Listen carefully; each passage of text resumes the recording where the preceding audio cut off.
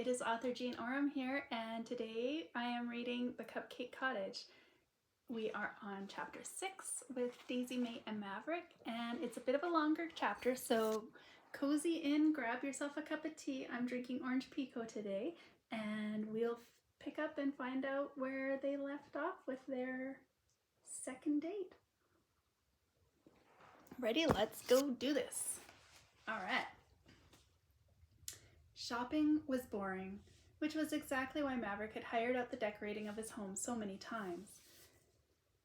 To make it more torturous, whenever it appeared Daisy-Mae had found a suitable desk, he'd offer to bring the truck around, and it would send her and his mom into further fits of humming and hawing. He was pretty sure he'd seen every desk in every antique shop within 60 miles of Sweetheart Creek. And now they were in San Antonio looking at office furniture so sleek and modern there was no way he could ever see Daisy-Mae using it. He was starting to believe they were messing with him. I think I like the one we saw in the first store, Daisy-Mae said thoughtfully, and Maverick held in a groan. She burst into a sunny smile after a shared look with his mom, then gave him a playful nudge. Just teasing, I'm buying Mrs. Fisher's old desk. The third one they'd looked at. Because they hadn't just looked in stores today. Nope, they crawled the used ads online as well, in and out of houses all across the countryside. Side note, I also dislike shopping greatly, so I'm feeling Maverick at this point in time. All right, diving back in. I'm going to check next door again, his mom said, zipping out the glass doors and back to the neighboring antique shop, leaving them to trail after her. Unable to help himself, Maverick asked Daisy-Mae, "Then what was all of that about?" He gestured to the modern furniture behind them, then more generally thinking about the ground that they'd covered. Mrs. Fisher told me that if I found anything better, and then to let her know what a fair price would be if I still wanted hers by the end of the day. Now I know. So you didn't need me and didn't need my truck. She wrapped her arm around his waist as they re-entered the antique shop, his mother already deep into the store. They stood near the entrance, waiting for her. Of course I needed you. What if I'd found something better and I needed to bring it home immediately? I think we bored the photographer to tears, Maverick said, empathizing with the man who'd been shadowing them for the past several hours. He was leaning against an old bookcase, stifling a yawn. I suppose being domestic isn't very exciting. Domestic. A second date wasn't supposed to be domestic. It was supposed to be as sexy as her outfit. Tight jeans and an oversized dragon jersey with his name and number printed on the back. That outfit had given him feelings, but not a single one of them could be described as domestic. Your mom? Daisy-Mae whispered. You haven't told her, have you? She knows we're dating. Daisy-Mae gave him a look. Why couldn't they just say they were dating? Why did they have to keep reminding each other that they had started seeing each other for a reason other than romance? He gave a small shake of his head. He hadn't told his mom that a game was afoot, because if Daisy-Mae fell in love with him, it wouldn't matter what had motivated them to go on their first few dates. Daisy-Mae frowned. Well, let's make sure she doesn't find out we're sort of lying to her. She looks really happy. She did too. She'd practically been floating through the stores, laughing, cheerful, full of energy. Maverick, his mom beckoned to them from near the checkout counter along the back wall. I think she found something else for you, Daisy-Mae teased. He rolled his eyes. The shopping trip for Daisy-Mae had been more fruitful for him, with his mom collecting items for his house in nearly every store. Maybe that was the real reason she was so happy. He'd let her decorate, and today he was present, weighing in on her ideas and decisions. Why hadn't he made time to do this sooner? His mom had sacrificed a lot to ensure he got all the same hockey opportunities the other kids got, even though it was just the two of them. She'd taken extra shifts to get the right days off in order to take him to tournaments, driving late into the night or starting the day at an unreasonable time to save on hotel costs. His mom had been caffeine-fueled most of his childhood, and how she'd pulled it all off, he still didn't know. She had lots of little tricks, like if she was baking muffins, she tripled the recipe and froze the extras. and she'd kept her hair super short in what he thought of as hockey mom hair. It's a real thing. So she could roll out of bed, quickly style her damp hair with her fingers on her way out the door at some ungodly hour, ensuring they made it to his team's scheduled ice time. His mom was his greatest supporter and always had been. It had taken a lot of subterfuge and clandestine phone calls to pay off her mortgage for her, as well as to get a plumber and electrician in to update her pipes and wiring, without her blocking him and refusing his help. Excuse me. But his time and presence, that was what she really wanted, and it was the one thing he had in short supply, but should never deny her. What did you find? He asked, giving his mom's shoulder an affectionate squeeze as he came up alongside her.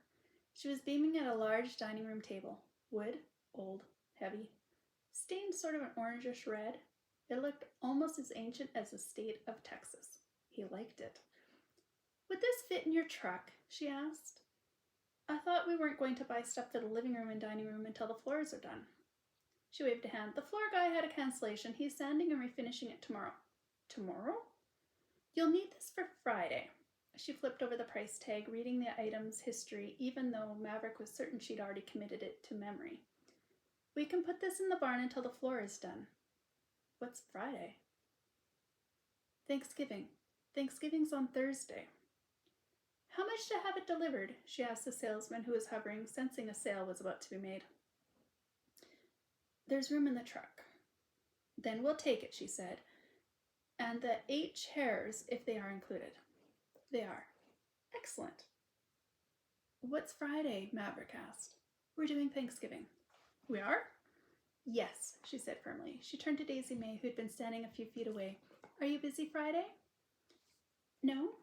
She looked at Maverick, and he hated that he had to check in with him. She had to check in with him about family events.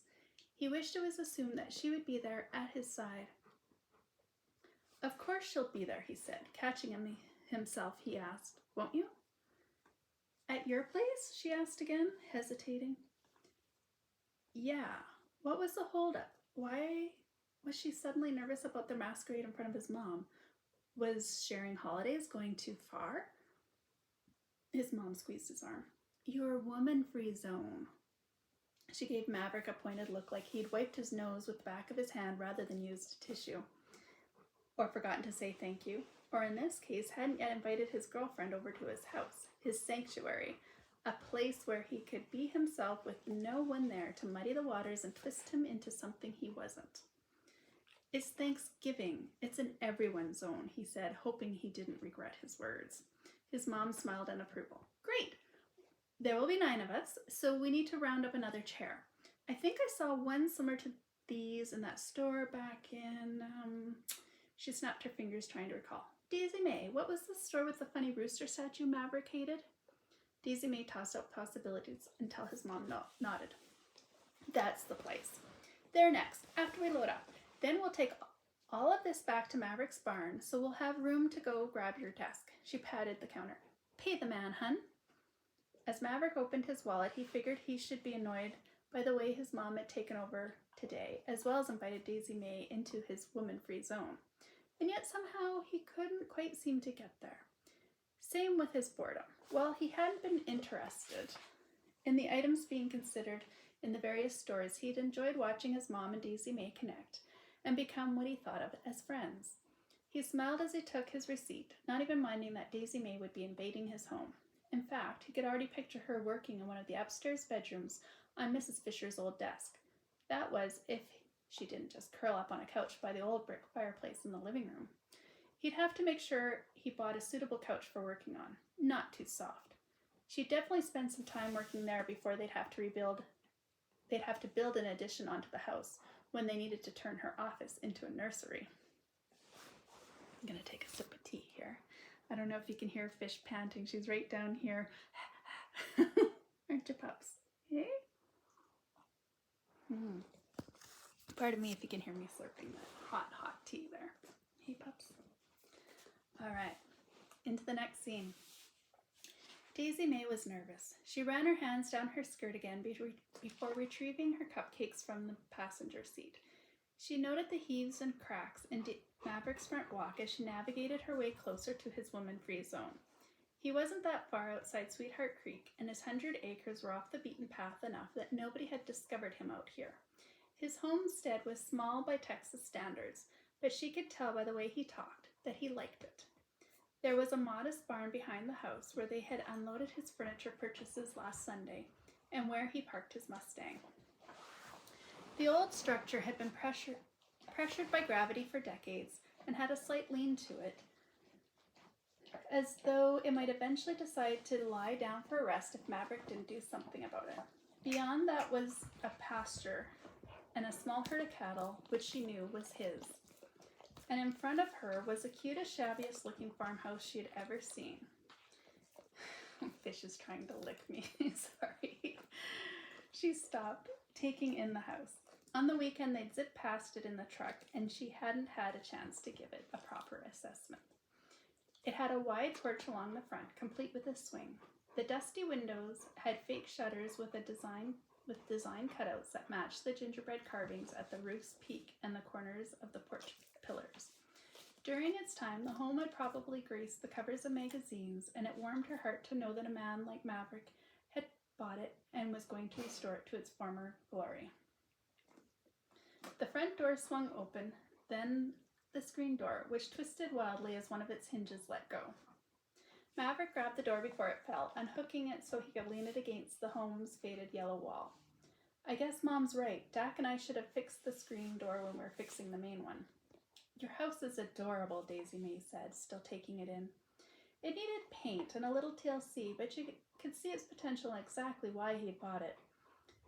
She hadn't even stepped inside, and she was smitten. As neglected as his home was, it made her own look like an uninspired rectangle plunked down on the hot, dry scrubland.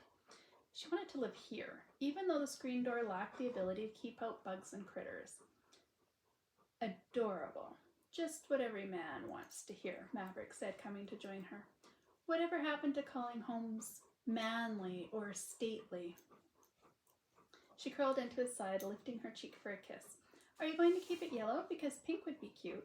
She grinned up at him, and he landed a light kiss on her lips, then quickly came back to land a slower, deeper one. With a hand on her back, he glanced up at his house. No pink. She inhaled gleefully as her mind made a connection. The Cupcake Cottage. Sorry? The Cupcake Cottage. She peeled back the lid from the container in her arms. The pastel icing on her cupcakes matched the faded paint. The swirls she had decorated echoed the carvings on his house. You live in a cupcake. He snatched one, peeling back its paper liner. You copied my house. The cupcake came second, meaning that my house is not a cupcake.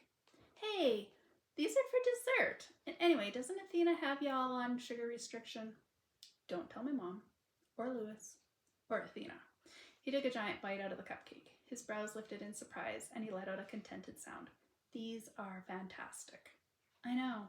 She put the lid back on the cupcakes and brushed a dab of frosting from his chin. He edged closer, his feet bracketing hers. Where else do I have some? You're fine, cupcake stealer. He took the last half of the cupcake and lifted it to his mouth, smearing the pale yellow and blue icing along his top lip. He leaned closer. How about now? She laughed and darted away before he could get her sticky. You're a disaster. His hand snaked around her waist, and she squealed and giggled as he drew her to his side. You'll make me drop my cupcakes. When you two are done flirting, Dylan O'Neill stood on the porch with his crutches, looking amused. Your mom wants to know if you fixed that last chair. Maverick groaned and released Daisy-Mae.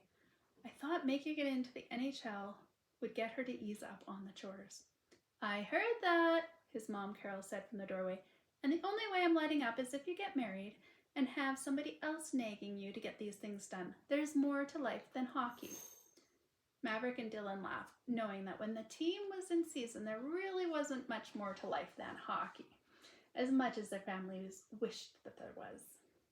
Dylan and Carol filtered back into the house with Maverick and Daisy-Mae trailing behind them. And Maverick, wash your face, Carol scolded, popping her head through the doorway as they approached. Maverick's tongue flicked at his lips guiltily as he stepped into the entry, and Daisy-Mae laughed. You'd better wash up. Good idea. He tagged her lightly on the hip, pivoting into the room immediately to the right. Daisy-Mae took in his house from the front door. It smelled like turkey, seasonings, and a home with history. The floors were wood, shining from their recent abuse with the sander and layers of new finish. The odd dark gouge or scratch showed through. I wrote a tongue twister, sorry. The odd dark gouge or scratch showed through, proving their originality, giving the home character. The walls had an unevenness that spoke of lath and plaster, and she could see some partially completed projects from where she stood. To her right, the sound of running water trickled her way from where a small bathroom had been tucked. There was a short wall between the powder room doorway and a staircase leading up to the second floor. She stepped forward, checking her hair in the mirror above the small table Carol had picked up last weekend. The house was smaller than she expected, but gave the illusion of being larger due to the sunshine streaming in from the living room window just beyond the staircase. Daisy-Mae set her purse on the table's lower braces, which had been made to also serve as a shelf. As she straightened with her cupcakes, her eyes caught on the items resting on the table. A wooden bowl with a few sets of car keys. Mavericks, no doubt. Beside that sat a small, clear, stand-up frame meant for rare hockey cards, but inside was something homemade. Something familiar. With her heart beating, she set down her container and picked up the case, staring at the card she created almost 15 years ago, maybe more. An old last-minute birthday present she'd made for Maverick. The hockey card was worn, tattered along the corners, and appeared as though it had been folded in half at one point. She smiled at the details she'd put into the card. She'd cut out a candid photo of Maverick's face, gluing it onto a 2.5 by 3.5 inch piece of cardstock. Then she'd drawn and colored in the rest of the hockey player's body. His name was written above with his old junior number, 13. Serendipitously, she'd colored his jersey gold, green, and black, the Dragon's colors. She turned the case over, reading the back of the card. She listed his player's stats such as height, weight, position, and age, and then had made up further information.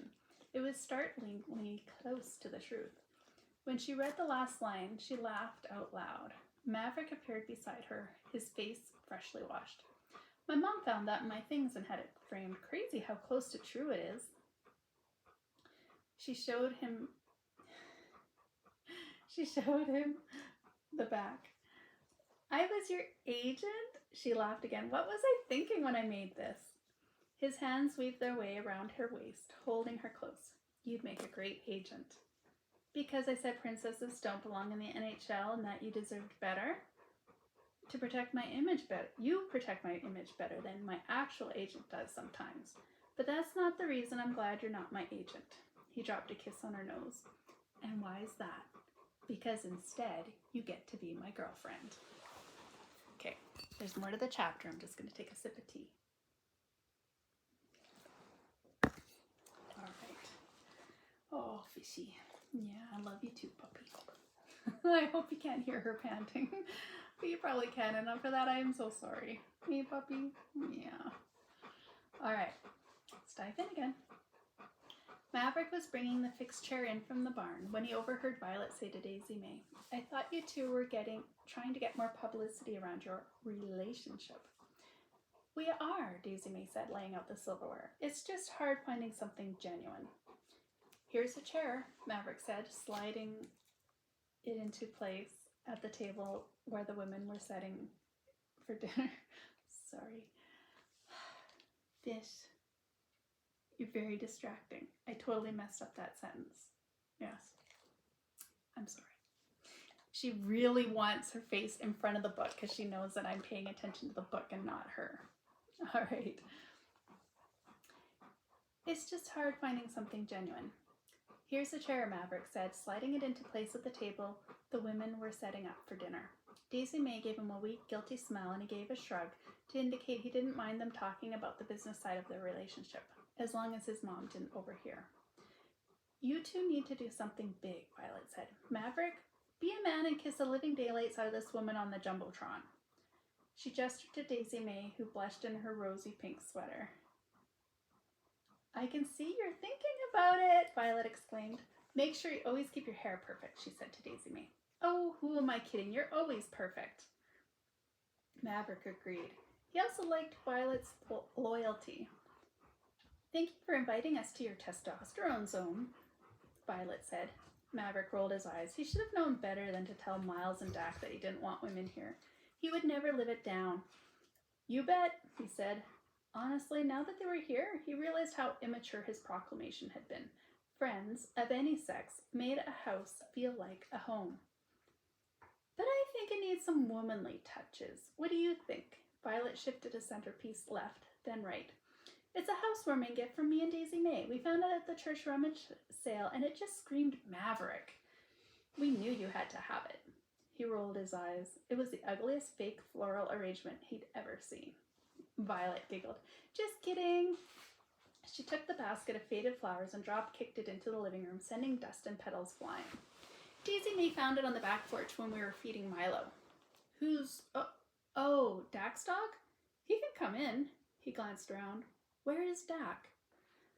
He and Dylan are chatting out in the yard, Daisy-Mae replied. She added in a whisper, Jenny's out there too. I think she has a crush on Dylan. Totally reciprocated, Violet chimed in. Maverick's mom came through the kitchen doorway to check on the table.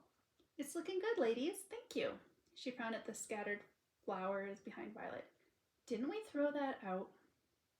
Milo found it, Daisy-Mae said. Oh. The bin, Maverick said, realizing why the arrangement had appeared slightly familiar. There was a massive bin for his renovation trash out front, as well as for the few household effects that had been left behind. How the dog had retrieved the arrangement was anyone's guess. I should schedule the truck to come empty it. I can do it if you give me the number.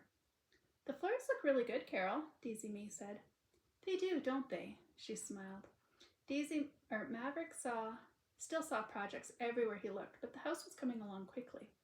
Thanks for arranging to have them done. I had an ulterior motive, she said with a wink. Why doesn't that surprise me? You were using it as an excuse not to get furniture. I don't know how long you plan to live like a nomad. She turned to Daisy-Mae. He was sleeping on a mattress tossed on the floor and living out of a suitcase. Really? Daisy-Mae gave him a funny look. In the summer, I plan to take care of some of this stuff. That's exactly what I was afraid of. You'd be exhausted from the season and hire it out again. I hope you're ready to keep this man in line, Daisy-Mae. Whenever he's given the chance, he turns into a minimalist hermit or hires someone to make his place look like as generic as a chain hotel. A timer in the kitchen went off and his mom zipped back through the doorway.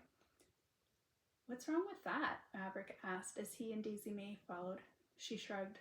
His mom pulled a steaming dish from the oven and answered, You can afford to live in a place that feels and looks like a home. You didn't even have a shower curtain. So? Daisy-Mae was watching that conversation unfold with interest. You were ruining your wooden baseboards with all that splashing. Daisy-Mae giggled, ducking from the room to answer Violet's call about which side the water glasses went on. You're embarrassing me, Mom, he said quietly. He knew he didn't need to impress Daisy-Mae, but that didn't mean the instinct wasn't still there. His mom brushed off his comment. Daisy-Mae needs to know what she's getting herself into. She's not getting into anything. His mom whirled, eyebrows raised. What does that mean? You're not serious about her? Because you look serious. What? Man, his mom had a way of nailing him to the wall, didn't she? He was head over heels for Daisy-Mae, but he wasn't about to admit to that to his mother. His mom turned back to the stove, stirring and poking at her various pots. Did you plan to hold her at arm's length forever and never invite her over? You have to let women into your life, Maverick, especially girlfriends. You shouldn't need your mother setting you up all the time. Hey, I asked her out, didn't I? With some help from Lewis. His mom jammed her fists down on her hips, her eyes boring into him. A woman like Daisy-Mae won't wait forever. She's looking for deep and forever, not some man who's never going to let her into his heart and his life. I'm letting her in. Then why does she look like you're going to boot her out of here? I'm not, he said with a laugh. I like her being here, actually, even though this was my woman-free zone. Oh, don't be so third grade. His mom pointed a wooden spoon at him. She learned her lesson with Miles. She's not going to wait around until you figure out if you want her or not. So I should propose to her after dessert and scare her off, he snapped, frustrated at his mom's pushing. He didn't want to ruin things with Daisy-Mae. She was too important. Don't be sassy, you know what I mean. Your career keeps you on the road and busy so much of the time. Make sure you show the woman that you care about her and that she matters to you. Maverick sighed. He understood what this was about now. She's not like Janie. She understands my schedule. She works for the team, remember? Knowing and feeling are two different things. Let her know she's welcome here. She is welcome. She wants something real. She was eyeing him again. And you need to figure out what you want, Maverick muttered. I know what I want. He wasn't like Miles when only a year ago his friend had used him as a sounding board to help him figure out if Daisy-Mae was the one and if he should reignite things between them again. If a woman was the one, you shouldn't have to ask a friend. You just knew. And unlike Miles, he didn't have to ask anyone. I do love Maverick. All right. Oh, Fish thought that was a call for her. All right, here's the next scene. Daisy-Mae held Maverick's hand as Leo, the team's rookie, said grace. Several players from the team had joined them for supper since they had played a Thanksgiving game last night and didn't have time to fly home and visit their families for the holiday. This was Daisy-Mae's second meal since she had spent last night with her parents, her father managing to get the day off for the first time in eons. More years than not, her mother's lack of interest in the holiday had sent Daisy-Mae to spend Thanksgiving at the Wilders as an extension of their large family. This year, even though it felt slightly awkward being in Maverick's woman-free zone, she hoped this new NHL family filled the large Wilder family void. To her right, at the head of the table, was Maverick. His mother, Carol, was at the opposite end. Violet was to Daisy-Mae's left, and Leo had grabbed a seat beside her. Across from Daisy-Mae was Dak, one of Maverick's old friends, who now worked with the Dragons charity for sick kids. Beside them sat Jenny, a friend who owned the Blue Tumbleweed clothing store in town and who had been flirting and joking with Dylan, a player roughly the same age as Maverick, all evening. As Leo finished saying grace, Daisy-Mae kept her eyes closed for an extra second, making a silent wish that her friends Jenny and Violet would soon find reciprocated true love. As she opened her eyes, she realized she probably should have made that wish for herself as well. Are we missing someone? Daisy-Mae asked, referring to the 9th chair which sat empty. Carol had insisted that they buy it, and Maverick had fixed it as though it would be needed tonight, but there were only 8 people at the table.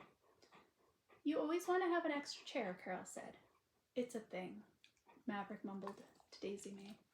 A sign of a welcoming home, Carol said to Daisy-Mae as though this explained everything. It's for unexpected guests, Maverick whispered. Spirits? Violet whispered loudly, leaning forward, her eyes round.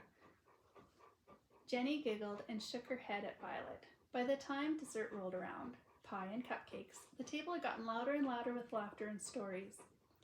You don't get dessert on your plan, Dylan said to Maverick, hobbling over in his Aircast to swipe the cupcake off his plate. What? Maverick looked so startled, Daisy-Mae started laughing. Across from her, Dak joined in. You're almost as old as I am. Maverick made a grab for the cupcake, but Dylan licked the top of it, claiming it. You're both too old to have dessert, Leo called out. Dylan and Maverick, both close to aging out of the NHL, turned to him, their expressions dark. Leo gripped the edge of the table as though preparing to run, his eyes wide. What was that, Socks? Maverick asked, his voice low. You calling us old? Dylan chimed in. Just saying. Leo pushed his chair back a bit. You know, with your broken foot and all. Rehab might be lengthy at your age and you might not. Dylan made a quick motion on his good foot as though he was going to lunge at Leo. The rookie jumped up so fast his chair tipped and it hit the floor. The table erupted in laughter. I wasn't scared, Leo said, cautiously shuffling back to his seat again, trying not to smile. Sure, Dylan said, taking a spot across from him while keeping a steady gaze on him. Socks? Violet giggled. Is that your team nickname? I had a cat named Socks. I had a mare by that name, Carol said calmly, obviously used to mealtime shenanigans, even at Thanksgiving. Can I have another? Maverick asked Daisy-Mae, gesturing to the cupcake plate. Oops, Dax said, grabbing the last one as Daisy-Mae passed the plate. He took a giant bite. I used to call you a friend, Maverick said with a fake glower. You had one earlier, Maverick. Don't think we didn't notice, his mom said. How is your foot? Leo asked Dylan as the man continued to glare at him from across the table. I'll hire the best when it's time to rehab. I'll pour my life into it. What I wouldn't do for a good deal and pile of money in the bank, Leo said wistfully. I've been chasing after Family Zone. I always envision representing them. They don't work with hockey players, Dax said. They should, Daisy-Mae said supportively. They practically have their own team. Right? Leo said, and they're loaded. Theme parks, stores, teams, movies and TV, all kinds of crazy licensing and merch. I wish they wanted me. Daisy-Mae met Maverick's eyes, and he nodded slightly as though he too was wondering if they could somehow help Leo.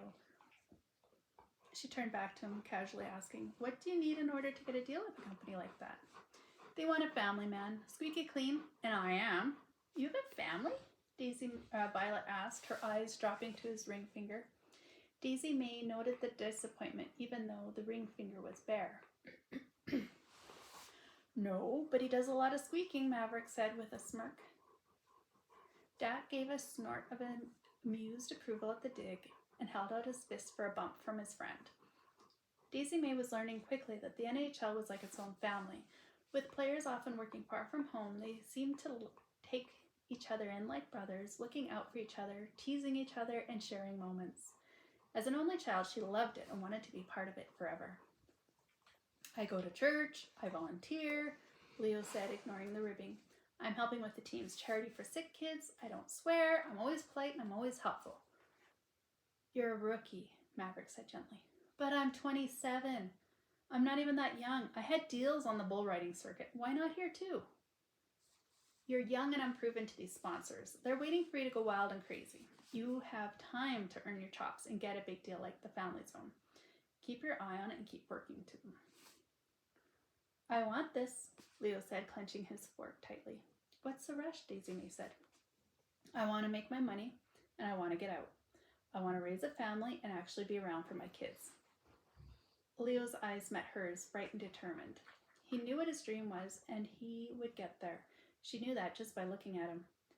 I want to be there when my kids take their first steps, when they say their first words. I don't want to be across the continent, playing in a game and getting smashed into the boards, worried that I'm going to shatter my spine and not be able to do everything that I want to with my family. There's a reason I left bull riding 5 years ago. Now I'm here, and I feel less in control of my future than when I was on top of bulls. Daisy-Mae sighed. This man knew what he wanted. No conflicting reservations like she sometimes saw in Maverick.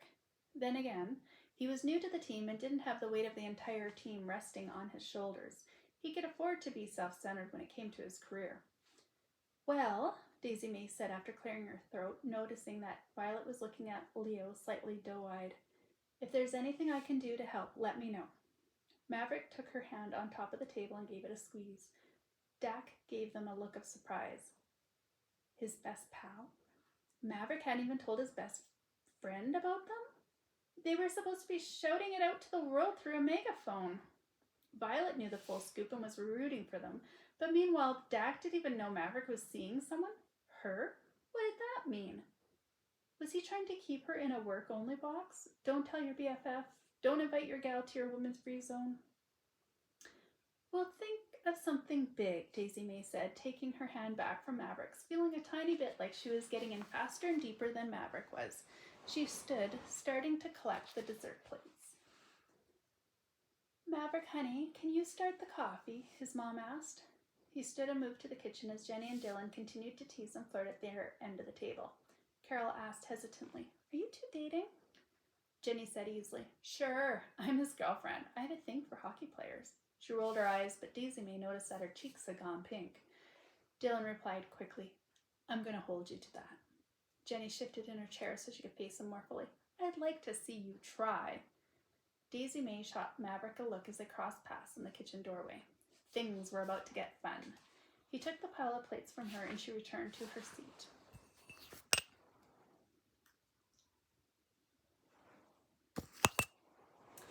I always need someone to be my +1, Dylan was saying.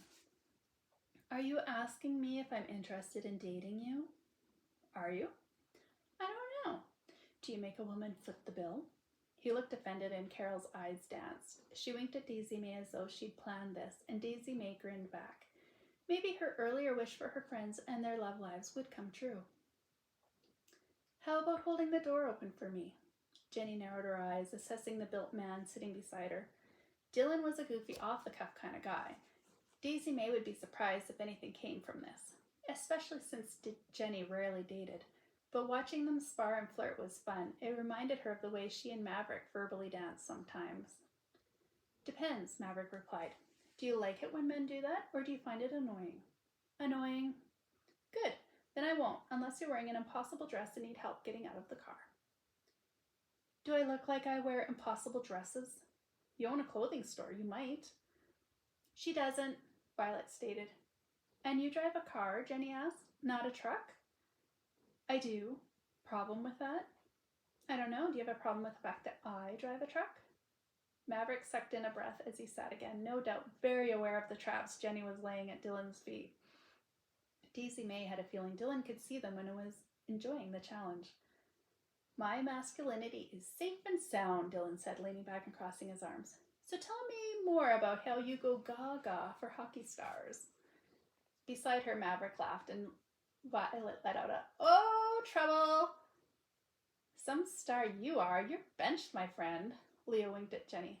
I'm a star, though. One without a deal, she retorted, and Leo clutched his chest with a dramatic flourish. Dylan gave Leo a triumphant smirk. We'll get a deal for you, Violet whispered sportively, rubbing his shoulder. Jenny propped an elbow on the table, her brown hair cascading over her shoulders as she carefully watched Dylan. I own my own business. I'm too busy to fawn over your stardom. Dylan gave her a dazzling smile. Yeah? Jenny sat back in her chair as though the conversation was over. This was a good meal, Carol. Thank you. You're welcome. I think you two have more to discuss. Have you been to that restaurant with all the hubcaps out by the highway? Miles loves it. What's it called, Maverick? He shrugged. It's closed for renovations, Daisy-Mae said. They had a flood. Well then, thanks, Carol, Dylan interrupted. But I don't think it would work out with Jenny. I like having a girlfriend who's around. I didn't say I wouldn't be around. I just happen to be busy too. Yes, very good supper, Violet said quickly, the rest of the table chiming in. Jenny's cheeks were pink and her hands were clutched into fists on the tabletop. It's not about stardom, Jenny said. It's about time. Making time, even if you're both busy. If you love someone and they're important to you, you find the time. So want to go on a date? Dylan asked quietly. At the end of the table, Carol's eyes danced and her chest expanded as she held her breath for Jenny's reply. Sure. Maybe. I don't know, Jenny said, clearly flustered. Call me. Daisy-Mae felt a warm hand squeeze hers. Maverick was watching her with a soft smile. He said quietly, I'm glad we had time for supper tonight, too. No, that's not right. He said quietly, I'm glad we had the time for this supper tonight. Me too, Daisy-Mae replied. He was a busy man with his career, commuting, renovating his house, and maintaining a close relationship with his mom. And yet he still found time to spend with her, to treat her right. And even though he was slow to allow her fully into his life, it was because he was careful with his trust. Being invited here, along with a few of her friends, to celebrate a holiday with him, his mom, and his friends was a big step, an important one where they would begin to blend their lives. It felt like he was not only inviting her into his life, but also to become a part of his family. That is the end of chapter 6. We are about that far through the book. So just about halfway. I hope you enjoyed chapter 6. I will be back again next week. I'm posting these every Friday, so you'll have chapter 7 in a week. And don't forget to subscribe so to this channel so that YouTube can send you a notification so you don't miss a chapter. And of course, like and comment and let me know how you are enjoying the book. Or just say hi to Fish if you'd like. Thanks again for listening. Don't forget to subscribe. See you next week.